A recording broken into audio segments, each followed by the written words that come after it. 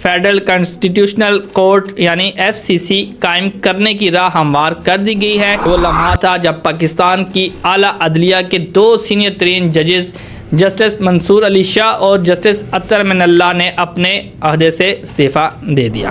तमाम सियासी पार्टियों ने इनकी मुखालफत की, लेकिन बाद में सब इसके हामी बन गए। आवाम को दिखाने के लिए कुछ ना कुछ ज़रूर बोलते रहे, लेकिन जिनके सामने बोलना होता है वहाँ नहीं बोले। अस्सलाम वालेकुम, मैं हूँ खुरम इब्न शबीर और आप देख रहे हैं डिजिटल आवाज़ न्यूज़ का खसूसी प्रोग्राम खुरम की आवाज़। पाकिस्तान की आइनी तारीख़ का एक गैर मामूली बाब गुज़श्ता चंद दिनों में हमारे सामने खुला।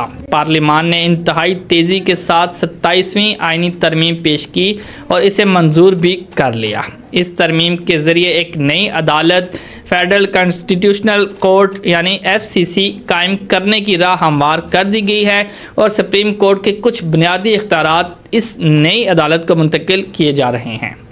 ये वो लम्हा था जब पाकिस्तान की आला अदलिया के दो सीनियर तरीन जजेस जस्टिस मंसूर अली शाह और जस्टिस अतर मिनल्ला ने अपने अहदे से इस्तीफ़ा दे दिया।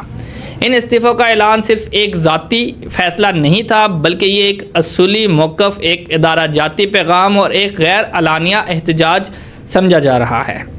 जजेस ने वाज़िया तौर पर कहा कि इस तरमीम ने सुप्रीम कोर्ट के बुनियादी और तारीख़ी इख्तियारात को कमज़ोर किया है और आइनी तवाज़न को बराह रास्त मुतासर किया है। इनके मुताबिक जब आइन के बुनियादी असूल अदालती आज़ादी और अदारा जाती खुद मुख्तारी को महदूद कर दिया जाए तो फिर सुप्रीम कोर्ट के बेंच पर बैठ कर ज़मीर और कानून के मुताबिक फ़ैसला करना मुश्किल हो जाता है। यही वजह है कि वो अपने अहदे छोड़ने पर मजबूर हो गए हैं।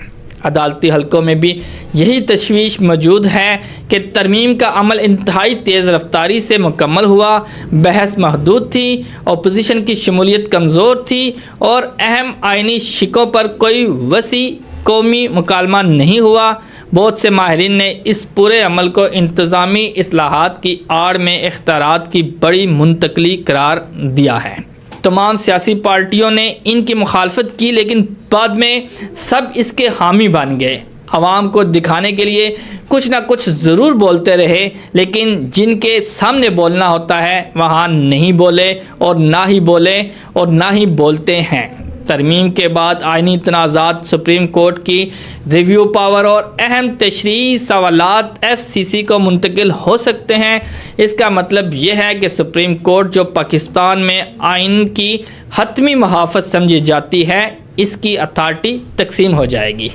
दुनिया के मुख्तलिफ मुल्कों में आइनी अदालतें ज़रूर मौजूद हैं, मगर वहाँ इन अदालतों के तकर्री के तरीके शफाफ, गैर सियासी और आइनी रवायत से जुड़े हुए होते हैं। पाकिस्तान का चैलेंज यही है कि FCC के जजेस कैसे लगेंगे। क्या सियासी असर और रसूख से पाक होंगे या फिर ताकत के मराकज़ इंतज़ामिया और पार्लिमान इस नई अदालत पर अपना असर कायम कर लेंगे। यही खदशात अदलिया के अंदर मज़ाहमत पैदा कर रहे हैं। इसी कशीदगी ने इस्तीफ़ों के फ़ैसले को जन्म दिया और इसी ने अदलिया में अंदरूनी तकसीम को भी नुमाया कर दिया है।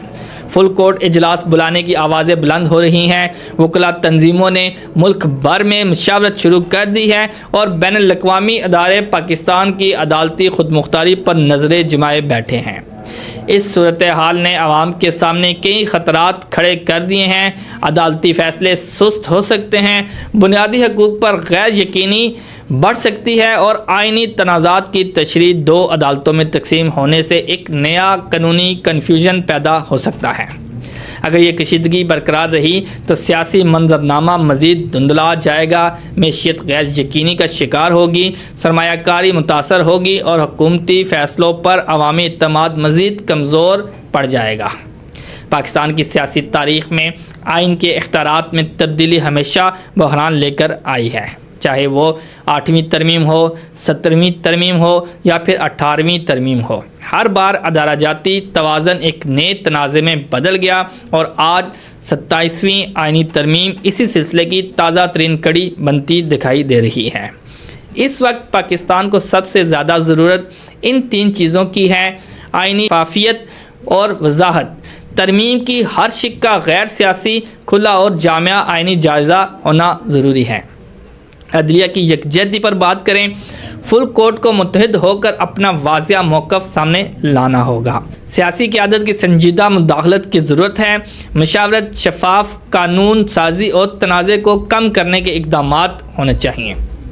اگر یہ تینوں ستون کمزور رہے تو پاکستان ایک نئے آئینی بحران کے دہانے پر کھڑا ہو سکتا ہے۔ اجازت چاہوں گا، میں ہوں خرم ابن شبیر۔ یہی تھا آج کا تفصیلی تجزیہ۔ مزید اہم خبروں اور گہرے حقائق کے لیے جڑے رہیں ڈیجیٹل آواز نیوز کے ساتھ، جہاں نظر نہ جائے وہاں سے خبر لائیں۔